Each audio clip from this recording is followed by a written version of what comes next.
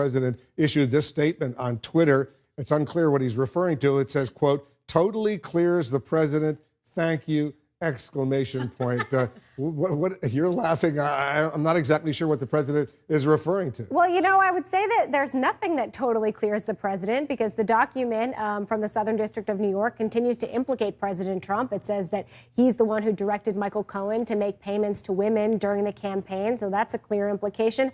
And this latest one from Mueller's team, it doesn't directly implicate the president, but it also doesn't clear him. It says that Michael Cohen was out there making up a lot of lies to try to protect President Trump. And we know that Donald Trump not only went along with these lies, but parroted a lot of them during the campaign and once he was in the White House in terms of the Moscow project, but also his payments to women. So I'm not sure how this exonerates. I'm not sure what he's maybe Jim Acosta, our chief White House correspondent, understands what the president is referring to. You just saw the tweet as well, right, Jim?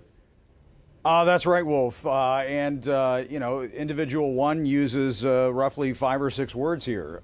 Totally clears the president, period, thank you. It is very strange, Wolf, to see the president tweet that. Obviously, he is trying to send the message, and I will probably hear other things from him as the night goes on, or perhaps tomorrow morning.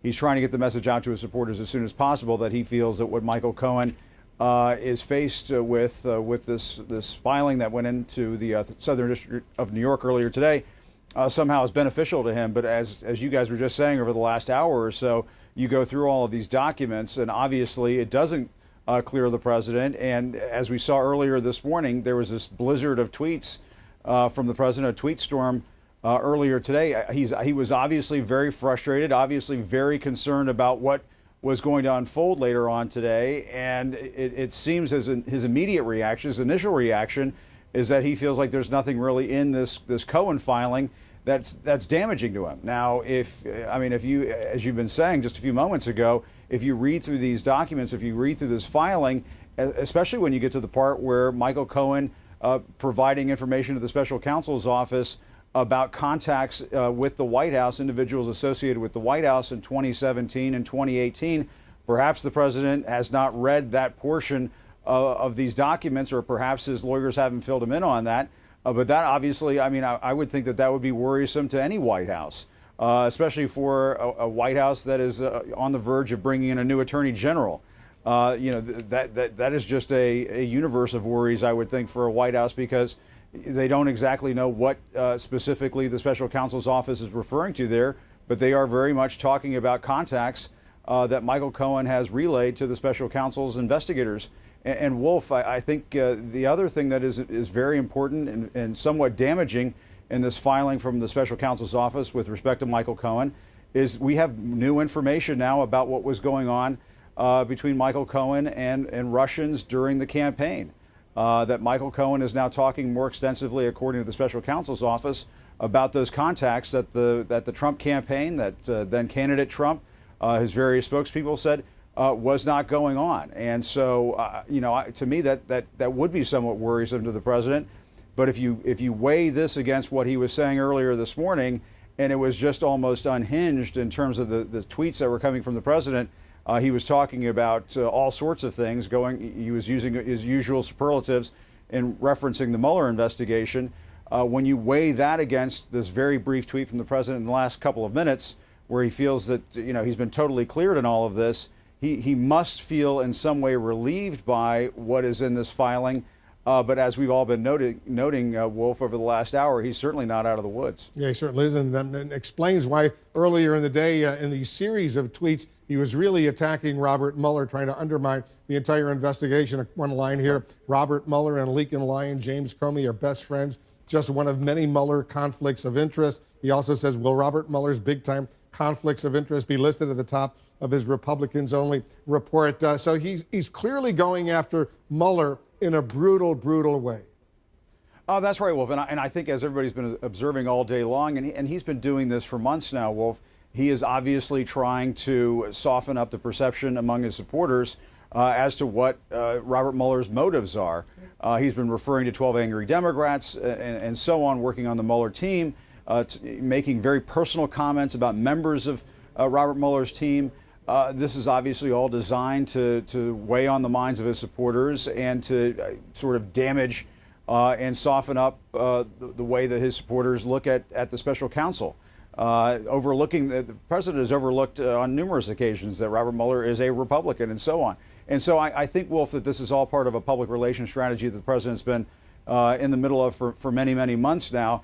I do think it's odd to see this very brief tweet from the president, but my sense of it is that he feels relieved based on what he's read so far, what's been read to him, explained to him in this filing this afternoon, Wolf. All right, stand by, because there's going to be another filing coming in from Mueller involving Paul Manafort, the former Trump campaign chairman. Let me bring in Shimon Prokopez. Shimon, prosecutors for the Southern District of New York, they were not lenient on Michael Cohen at all. What did they tell the court?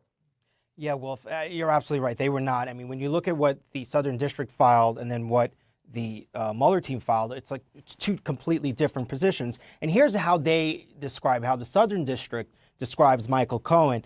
They say that he's an attorney and businessman who committed 4 distinct federal crimes over a period of several years. He was motivated to do so by personal greed and repeatedly used his power and influence for deceptive ends. They say that he seeks extraordinary leniency, a sentence of no jail time, based principally on his rose-colored view of the seriousness of the crimes. He claims to be a sympathetic personal history and has provision of certain information to law enforcement. But key here is that the crimes, they say, he committed by Cohen were more serious than his submission allows and were marked by a pattern of deception that permeated his professional life. So they're clearly calling him an outright liar, that it continued to do so. And really, they are not asking for a substantial amount of leniency here from the judge. They want him to do a lot of jail time for the charges that they have brought against him, Wolf. Which of these Cohen filings do you read as more significant and possibly very damaging to the president? Look, I think we already know what Cohen has implicated the president in terms of the Southern District of New York, and that is the payments, saying that he coordinated with him. I think what's very significant here is what we see in the Cohen filing. How they describe his assistance is that he has been useful in 4 significant respects. And this kind of lays out here what the Mueller investigation has been. We hear of contacts that they are now aware of between the company. That is presumably the Trump organization. The president has talked about this red line, that if the Mueller team starts looking into his business dealings, he's going to have some concern with that. And it's clear that that's what's going on here, that there was contacts between the company and Russian interests during the campaign. There's a line here in the ways in which he's helping the special counsel, where he's providing relevant and useful information concerning his contacts with persons connected to the White House during the 2017 to 2018 time period. That's recent. That's while the president is the president. That's not the campaign. That's not the transition. So there's clearly aspects of this investigation that are now deep into the White House.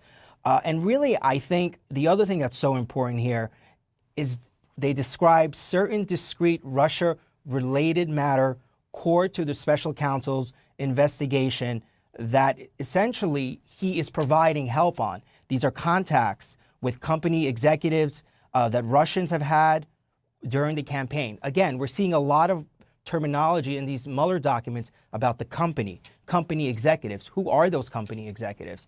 And this suggests to me that the Mueller investigation is a little larger than just folks who perhaps were working on the campaign. This is now going into the company, Trump's red line, his business dealings.